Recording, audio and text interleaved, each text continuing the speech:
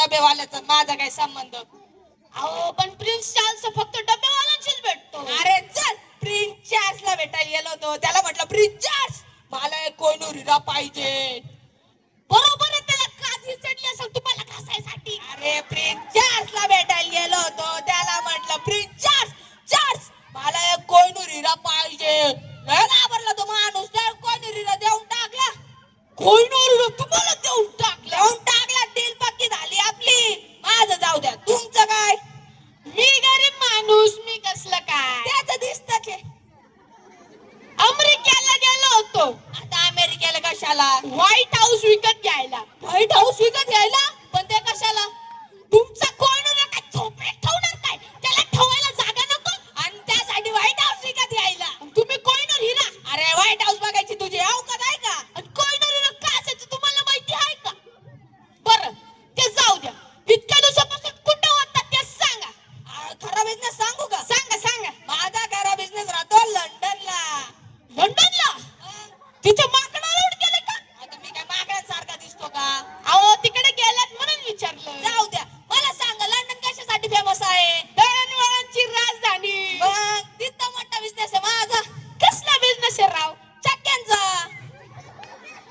मला आधीपासून संशय होताच. सिग्नल चालू झाला की हाच हाच तो माणूस मला म्हणायचा, चला सगळ्यांकडे टाळ्या वाजून वाजून आपण पैसे घ्यावा. अरे बाबा त्याचा नाही रे, त्याचा बिझनेस नाही रे बाबा, चक्कीचा बिझनेस, चक्कीचा. हा हा, गिरणी चक्कीचा. त्याचा बिझनेस आहे नाही का? ए बाई तांदूळ काय बातमी आणि का बेलगाव चालू आहे, त्याच गिरणीचा बिझनेस रे, त्या चक्कीचा. अरे वडणांवर गिरणी आहे माझ्या, म्हणून तर त्याच नाव पडलंय ना, दळणवळणची राजधानी. त्याच्यामुळेच तर नाव पडलंय ना. माझं जाऊ द्या, मोठा बिझनेसमॅन आहे. तुमचं काय? मी फक्त एक श्रीमंत माणसाचा अकाउंट सांभाळतो. नाही नाही, मला चांगलं माहिती, आपण दोघे एकाच क्लासमध्ये शिकलोय बरोबर. तुमच्या अभ्यासात वांदे, गणितात तर फारच वांदे, मग तुम्ही अकाउंट कस काय सांभाळता हो? मला त्याचा काय संबंध? आता गणिताचा ना अकाउंट संबंध नाही का? मला आधीपासून फक्त शंका होती हो, पण तुम्ही एक नंबरचे मूर्खच आहात. अहो मी काय म्हणतोय, काय? मी एक श्रीमंत माणसाचं अकाउंट सांभाळतो. म्हणून तुम्ही अकाउंट का? अरे बाडूया, बकरी घ्यायची तुझी अवकात नाही, कुत्र्या तुझ्या दारात फिरतात, तू काय अकाउंट पाडतो रे? तुझ्या बापाने कधी दळणवळण केलं होते का लंडन मध्ये? बरं ते जाऊ दे, किती शिकलात ते सांग. अरे लय हुशार होतो मी, नेहमी पहिला नंबर यायचा क्लासमध्ये माझा, आणि माझ्या मित्राचा 2 नंबर. क्लास मध्ये 2च पोरं होते का? अरे अख्ख्या बॅच मधून म्हणतोय रे मी. अरे फार अभ्यासाचा छंद होता मला, फार येड होता अभ्यासाचं. बाहेर पोरं खेळायला जायची, पण आपण दिवस रात्र अभ्यास करायचो बाबा. लय श्रीमंती असेल ना मग. कसली श्रीमंती, हालाकीची परिस्थिती, 5 भावंड आम्ही, आणि मीच दिवस रात्र अभ्यास करायचो. लाईट तर असेलच ना?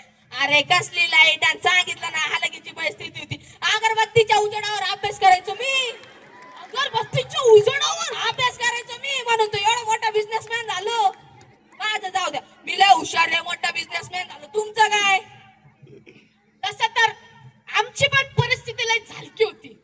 घरात लाईट सोडा, खायचे वांदे होते. मग तुम्ही सुद्धा अगरबत्तीच्या उजेडावर अभ्यास करायचे का?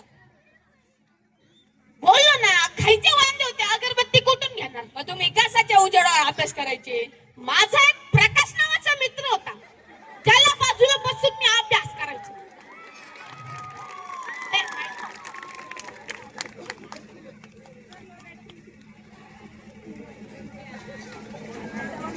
आता प्रकाशाच्या उजेडावर तुझा तो मित्र त्याला बाजूला बसून तो अभ्यास करायचा का? समजा आता परीक्षेच्या काळात पाऊस पडला, आणि तुमचा तो काय मित्र त्याच्यावर पाऊस पडला, मग तुम्ही कशाच्या उजेडावर अभ्यास करायचे? नाही नाही, मला नाही सांगायचं. अहो सांगा ना, सांगा. नाही नाही, मला नाही सांगायचं.